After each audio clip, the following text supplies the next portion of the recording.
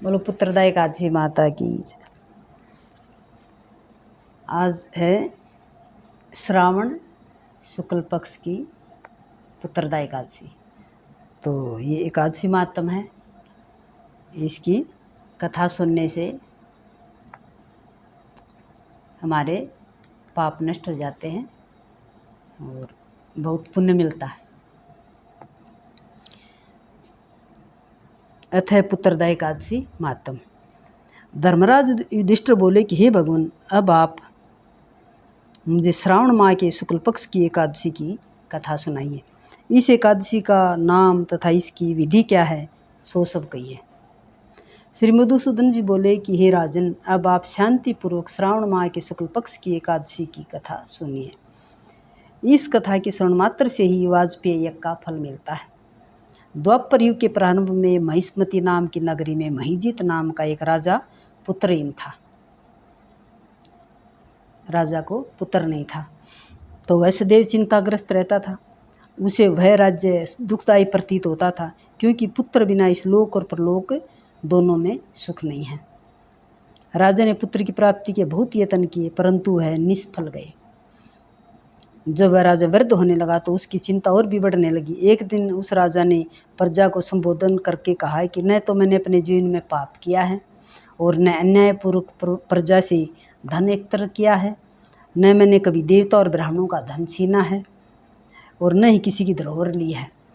मैंने प्रजा को सदैव पुत्र की तरह पाला है। मैंने अपराधियों को पुत्र और बांधुओं की तरह दंड दिए हैं। मैंने कभी किसी से राग द्वेष नहीं किया, सबको समान माना है। इस प्रकार धर्मयुक्त राज्य करने पर भी मैं इस समय महादुख पा रहा हूँ। सो क्या कारण है, मेरी कुछ समझ में नहीं आ रहा। राजा अपनी प्रजा को ये बात कह रहे। राजा महिजीत की इस बात को विचारने के लिए मंत्रीगण आदि वन को गए। उसके मंत्री वन की तरफ चल दिए। वहाँ वन में जाकर उन्होंने बड़े बड़े मुनियों के दर्शन किए। उस स्थान पर वयोवृद्ध और धर्म के ज्ञाता महर्षि लोमस के पास गए। उन सब ने जाकर महर्षि को यथायोग्य प्रणाम किया और उनके सम्मुख बैठ गए।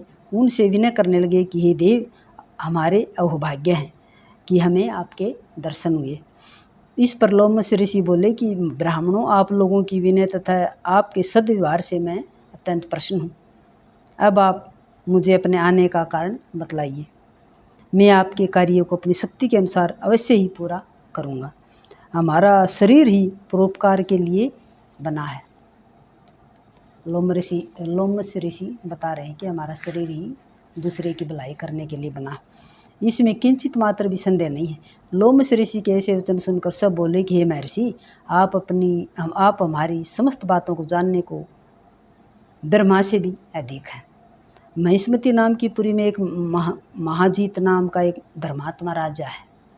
वह प्रजा का पुत्र की तरह धर्म अनुसार पालन करता है, परंतु फिर भी पुत्रहीन है। इससे वह अत्यंत दुखी रहता है। हम लोग उस राजा की प्रजा हैं, क्योंकि प्रजा का यह कर्तव्य है कि राजा के सुख में सुख माने और उसके दुख में दुख माने। हमको उसके पुत्रहीन होने का अभी तक कारण प्रतीत नहीं हुआ है। अब जब से आपके दर्शन कर रहे हैं, हमको पूर्ण रूप से विश्वास है कि हमारा कष्ट अब अवश्य ही दूर हो जाएगा। अतः अब आप हमको राजा के पुत्र होने का उपाय बताइए। इस पर लोमस ऋषि ने एक क्षण के लिए नेत्र बंद किए और राजा के पूर्व जन्मों का विचार करने लगे। विचार करके बोले कि हे ब्राह्मणों, यही राजा पिछले जन्म में अत्यंत निर्धन था तथा बुरे कर्म किया करता था। एक गांव से दूसरे गांव को घुमा करता। एक दिन ज्येष्ठ मास के शुक्ल पक्ष की द्वादशी के दिन, जो कि 2 दिन से भूखा था, दोपहर के समय एक जलाशय पर पानी पीने आया। उसी समय की ब्याही हुई प्यासी गऊ जल पी रही थी। राजा ने उसको प्यासी ही हटा दिया।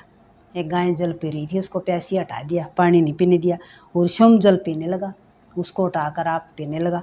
हे ब्राह्मणों, इसलिए राजा को यह दुख भोगने पड़ रहे हैं। एकादशी के दिन भूखा रहने से उसको राजा होना पड़ा और प्यासी गऊ हटाने से पुत्र के वियोग का दुख भोगना पड़ा। उनका एकादशी के दिन भूखा रहा, इस वजह से तो ये राजा बन गया और इसने प्यासी गऊ को हटा दिया। इस वजह से इसने पुत्र के वियोग में दुख भोगना पड़ रहा। इस पर सब लोग बोले कि हे महर्षि, शास्त्र में ऐसा लिखा है कि पुण्य से पाप नष्ट हो जाते हैं, इसलिए कृपा करके आप राजा के पूर्व जन्म के पाप नष्ट होने का उपाय बतलाइए। इस पाप के अक्षय होने से पुत्र रत्न की उत्पत्ति होगी। ब्राह्मणों के ऐसे वचनों को सुनकर लोमश ऋषि बोले कि हे ब्राह्मणों, यदि श्रावण माह की शुक्ल पक्ष की पुत्रदा एकादशी को तुम सब लोग व्रत करो और रात्रि को जागरण करो और उस व्रत का फल राजा को प्रदान कर दो, तो तुम्हारे राजा को पुत्र रत्न पैदा होगा। मंत्रियों सहित समस्त प्रजा महर्षि लोमश ऋषि के वाक्यों को सुनकर प्रसन्नतापूर्वक अपने नगर को वापिस आई। उन सब लोगों ने श्रावण मास के शुक्ल पक्ष की पुत्रदा एकादशी को लोमश ऋषि की आज्ञा अनुसार विधि पूर्वक व्रत किया और द्वादशी को उसका फल राजा को दिया। उस पुण्य के प्रभाव से रानी ने गर्भ धारण किया और 9 महीने पश्चात उसके एक अत्यंत तेजस्वी पुत्र रतन उत्पन्न हुआ। हे राजन, इसलिए इस एकादशी का नाम पुत्रदा पड़ा। जो मनुष्य पुत्र रत्न को प्राप्त करना चाहते हैं उन्हें इस एकादशी का विधि पूर्वक व्रत करना चाहिए। इस व्रत के प्रभाव से इस लोक में सुख और परलोक में स्वर्ग मिलता है। बोलो पुत्रदा एकादशी माता की जय।